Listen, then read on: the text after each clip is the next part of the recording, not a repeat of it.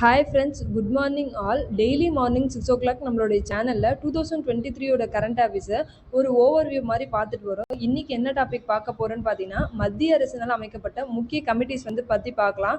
First என்ன கமிட்டின்னு பார்த்தீங்கன்னா, நிதி கரி குழு. இந்த குழு எதற்காகன்னு பார்த்தீங்கன்னா, நம்ம நாட்டில் இருக்கிற பருப்பினுடைய கையிருப்பு எவ்வளோ இருக்குது, பற்றாக்குறையாக இருக்கா அப்படின்னு சொல்லிட்டு கண்காணிக்கிறதுக்காக தான் இந்த நிதி கரி குழு அமைக்கப்பட்டது. அடுத்ததாக அனுஷியா உய்கே குழு.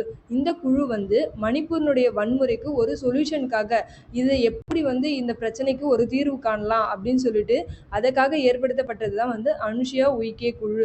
அடுத்ததா மிஹர் ஷா குழு. இந்த குழு மத்திய நீர் ஆணையம் CWCக்கும் மத்திய நிலத்தடி நீர் வாரியம் CGWPக்கும் அவங்களுடைய பெர்ஃபார்மன்ஸ் எப்படி இருக்கு அப்படின்னு சொல்லிட்டு அதை மதிப்பீடு செய்யறதுக்காக தான் இந்த மிஹர் ஷா குழு அமைக்கப்பட்டது. அடுத்ததா டிவி சோமநாதன் குழு. இந்த குழு அரசு ஊழியர்களுக்கான பழைய ஓய்வூதிய திட்டத்தை மறு ஆய்வு செய்வதற்காக நம்மளுடைய சென்ட்ரல் கவர்மெண்ட்னால ஏற்படுத்தப்பட்டது. அடுத்த குழு என்ன குழுன்னு பார்த்தீங்கன்னா அஜய் லம்பா குழு. இந்த கமிட்டி எதுக்காகன்னு பார்த்தீங்கன்னா, மணிப்பூர்ல நடக்கிற வன்முறைக்கு அதை எதனால நடக்குது, என்ன அங்க பிரச்சனை அப்படின்னு சொல்லிட்டு அங்க விசாரிக்கிறதுக்காக ஏற்படுத்தப்படுதா அஜய் லம்பா குழு.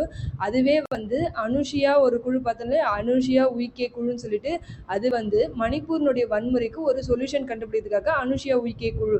அதுவே அஜய் லம்பா குழுன்றது அந்த குற்ற விசாரணையை விசாரிக்கிறதுக்காக தான், குற்ற பின்னணியை விசாரிக்கிறதுக்காக தான் என்னது அஜய் லம்பா குழு ஏற்படுத்தப்பட்டிருக்கு. அடுத்ததா ராஜு கௌபா குழு. இந்த குழு மிஷன் கர்மயோகி திட்டம் எப்படி இம்ப்ளிமெண்ட் பண்றாங்க அப்படின்றத கண்காணிக்கிறதுக்காக தான் ராஜீவ் கௌபா குழு அமைக்கப்பட்டிருக்குது. இந்த குழு எக்ஸ்ட்ராவா குடிமை பணியாளர்களுடைய திறன்கள், அவங்களுடைய எபிலிட்டி எவ்வளோ இருக்கு, அதை எப்படிலாம் டெவலப்மெண்ட் பண்ணலாம் அப்படின்னு சொல்லிட்டுக்காக தான் இந்த ராஜீவ் கௌபா குழு அமைக்கப்பட்டது. அடுத்ததா ராஜ்நாத் சிங் குழு.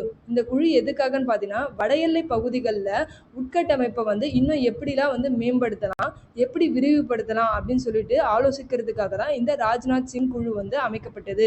அடுத்த குழு என்னன்னு பார்த்தீங்கன்னா ராம்நாத் கோவிந்த் குழு. முன்னாள் ஜனாதிபதி அவர்கள் இவரோட தலைமையில இந்த குழு எதுக்காகன்னு பார்த்தீங்கன்னா, ஒரே நாடு ஒரே தேர்தல் பற்றி ஆய்வு செய்யறதுக்காக. இப்படி ஒரே நாடு ஒரே தேர்தல் கொண்டு வந்தா என்னென்ன விளைவுகளை மக்களும் கவர்மெண்ட்டும் சந்திக்க நேரிடும், இல்லை இது சாதகமானது தானா அப்படின்னு சொல்லிட்டு ஆய்வு செய்யறதுக்காக தான் முன்னாள் ஜனாதிபதி ராம்நாத் கோவிந்த் அவர்கள் தலைமையில குழு ஏற்படுத்தப்பட்டது. ஓகே ஃப்ரெண்ட்ஸ், இன்னியோட டாபிக் இதோட கம்ப்ளீட் ஆகுது. நாளைக்கு 2023 இம்பார்ட்டன்ட் டாபிக்ஸ் ஒரு டாப்பிக்கை எடுத்து நாளைக்கு ரீகால் பண்ணிக்கலாம். ஓகேவா? Thank you all.